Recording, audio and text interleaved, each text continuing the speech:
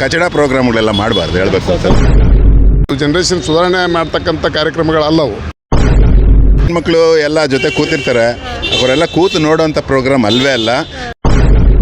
ಇಲ್ಲಿವರೆಗೂ ಅರ್ಥನೇ ಆಗಿಲ್ಲ, ಅದು ಹೆಂಗೆ ಒಳಗೆ ಹೋಗೋದಂಗೆ ಹೆಂಗೆ ಹೊರಗೆ ಯಾಕೆ ಬರ್ತಾರೆ ಏನು ನಮಗೆ ಅರ್ಥನೇ ಆಗಿಲ್ಲ ಬಿಗ್ ಬಾಸ್. ಬೇಡ, ಅದು ಬೇಡ madam. Not a good programme ಹೇಳಬೇಕು ಅಂತಂದ್ರೆ. ಹೆಂಗೆ ಹೇಳ್ತೀರಾ ಸರ್? ಅಯ್ಯೋ, ಅದರಲ್ಲಿ ಅವ್ರು ಮಾಡೋದೆಲ್ಲ ನೋಡಿಬಿಟ್ರೆ ಮನೇಲಿ ಹೆಣ್ಮಕ್ಳು ಎಲ್ಲ ಜೊತೆ ಕೂತಿರ್ತಾರೆ, ಅವರೆಲ್ಲ ಕೂತು ನೋಡೋಂಥ ಪ್ರೋಗ್ರಾಮ್ ಅಲ್ವೇ ಅಲ್ಲ.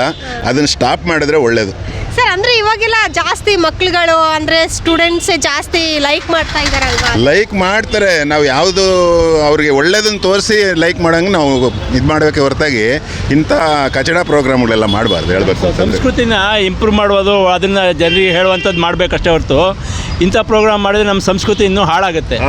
ನಮ್ಮ ಹೆಣ್ಮಕ್ಳು ಕೆಟ್ಟದ್ದು ಕಲಿತಾರೆ ಹೊರತಾಗಿ ಒಳ್ಳೇದೇನು ಕಲಿಯಲ್ಲ ಹೇಳಬೇಕು ಅಂತಂದರೆ. ಹೌದು, ಅದು ಅವ್ರು ಹೇಳೋದೇ ಕರೆಕ್ಟ್.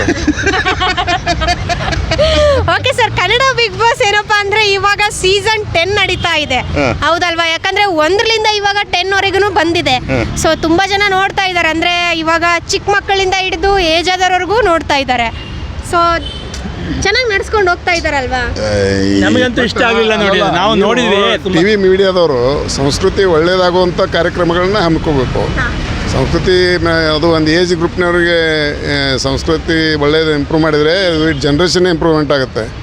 ಅದು ಜನ್ರೇಷನ್ ಸುಧಾರಣೆ ಮಾಡ್ತಕ್ಕಂಥ ಕಾರ್ಯಕ್ರಮಗಳಲ್ಲವು. ನೀವು ಸುಧಾರಣೆ ಮಾಡ್ತಕ್ಕಂಥ ಬೇರೆ ಕಾರ್ಯಕ್ರಮಗಳನ್ನ ಮಾಡಿ.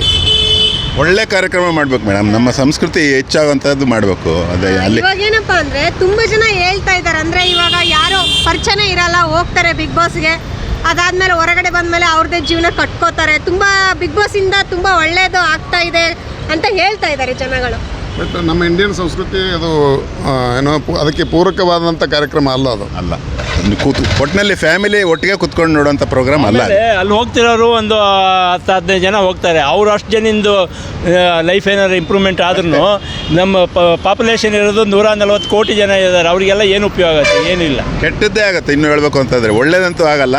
ಅಲ್ಲಿರೋ ಭಾಗವಹಿಸ್ತಾರಲ್ಲ ಅವ್ರಿಗೆ ಏನಾದರೂ ದುಡ್ಡು ಸಿಗುತ್ತೆ ಅಷ್ಟೇ ಹೊರತಾಗಿ ಇನ್ನು ಒಳ್ಳೇದಂತೂ ಇಲ್ಲ ಅದರಲ್ಲಿ. Okay sir, thank you.